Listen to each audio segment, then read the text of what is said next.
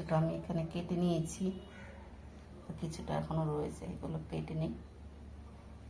মাছগুলি যে না টাটকা একদম চকচক করছে। আর দেশি মাছ খেতে তো কত সুস্বাদু জানেনি। এটা আজকে কি করি, কি রেসিপি করি দেখতে থাকুন। কেটে ধুয়ে নেই, চলুন রান্নাঘরে, তারপরে দেখা হবে কি রেসিপি করব। আজকে বাজারে গিয়ে এই মাছটা হচ্ছে আমরা বলি বোগো মাছ, আপনার কি মাছে পরিচিত? এখানে দেখুন কি টাটকা মাছগুলো, এই যে বড় বড় দেশি বোগো মাছ, তাই নিয়ে এসেছি। আর এখানে আছে দেশি ট্যাংরা, ট্যাংরার সাইজগুলো দেখুন, এই যে।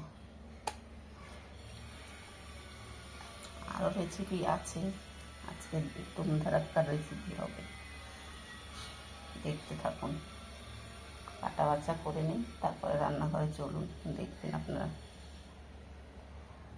কী নামে পরিচিত আপনাদের কাছে এই মাছটা, বলবেন কমেন্টে। আর আমার ভিডিওটি যদি ভালো লেগে থাকে লাইক শেয়ার কমেন্ট করে আমার পাশে থাকবেন।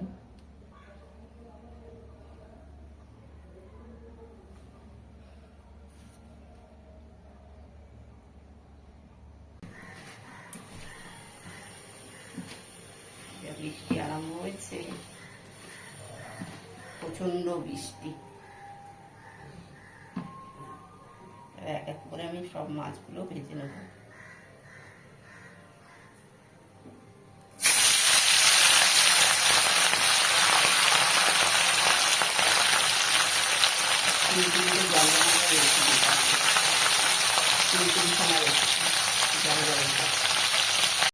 মাছ ভাজা হয়ে গেছে, তুলে নিচ্ছি।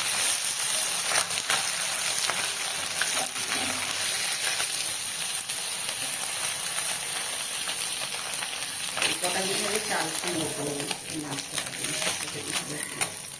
আর ওটা দিয়ে হচ্ছে কি ঝাল করবো। আর এই তেলের মধ্যেই আমি একটু তেল দিয়ে দেবো, আর গরম ভাতে খেতে হবে না ঝালটা।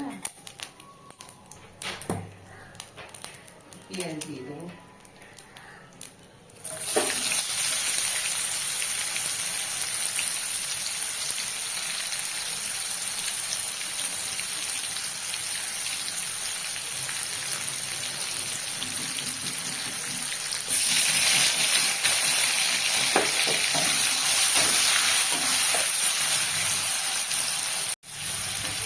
হলুদ দিয়ে দেবো,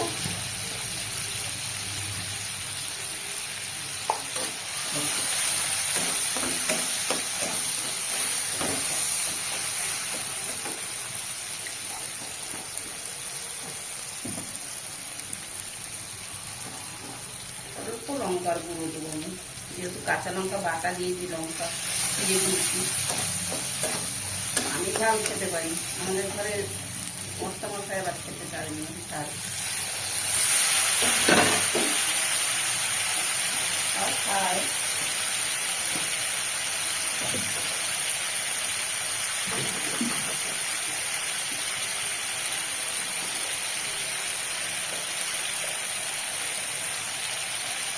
এবার দিয়ে দেবো কাশ্মীরি লঙ্কা।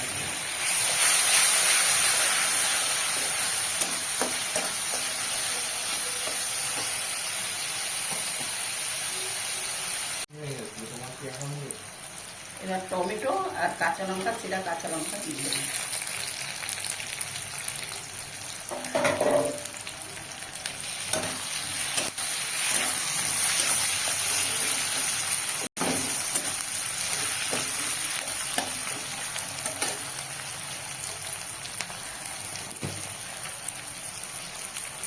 অল্প করে লবণ দেবো,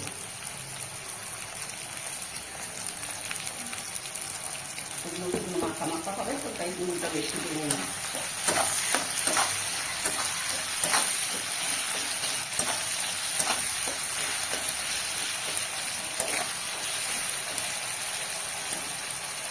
এটা দিয়ে চাল কুমড়ো করবো, আর এই যে ঝাল করবো।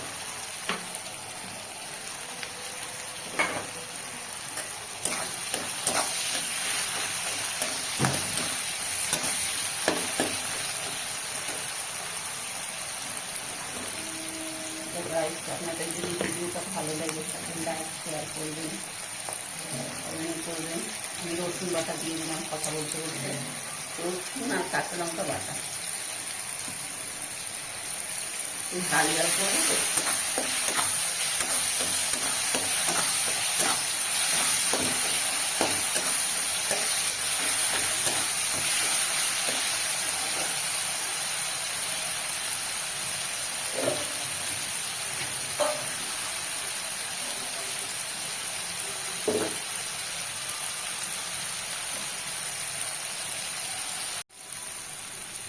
মাছটা দিয়ে দেবো। কষানো হয়ে গেছে আমার মশলা, মাছটা দিয়ে নামানোর সময় ধনে পাতা দিয়ে নামিয়ে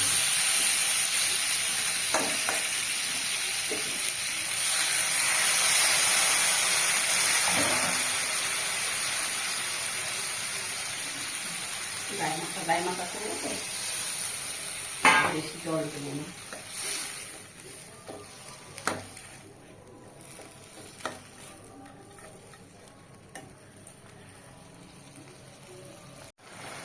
ধনে পাতা দিয়ে নামিয়ে দেবো, হয়ে গেছে।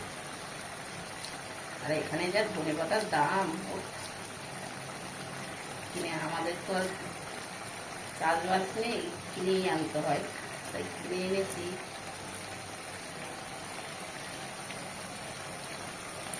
20 টাকায় এইটুখানি ধনে পাতা দিচ্ছে।